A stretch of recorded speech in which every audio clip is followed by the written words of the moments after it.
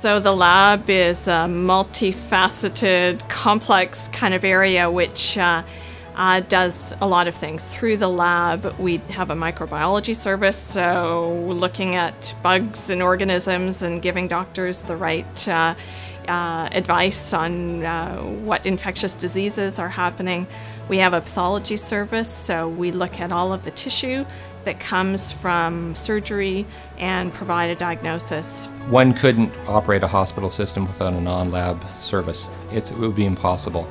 And I know there's some smaller communities that have to send that outside, and that means from the patient experience point of view that they spend a lot longer in their emergencies or their urgent cares getting the services and the care that they need. Our laboratory was fortunate. We were the first laboratory in Canada to put an automated system in.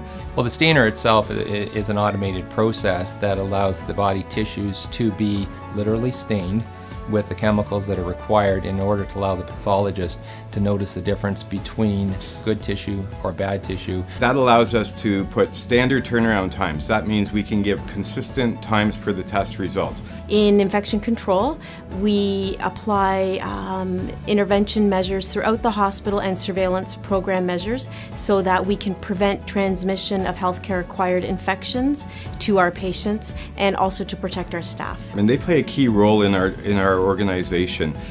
With all the superbugs out there, even the Ebola virus right now, we are always on top of that and providing the best environment, making sure all our staff are aware of the PPEs, the appropriate precautions, and that we don't infect other patients. So we've had a lot of support from our community in order to provide private rooms for those patients that require isolation. So this is very, very important as far as providing best practice and the best possible care for those patients. It's very important that we keep the building bug-free as possible and ensure that infection control supports all of our areas and staff in making sure they're making the right decisions for the patient.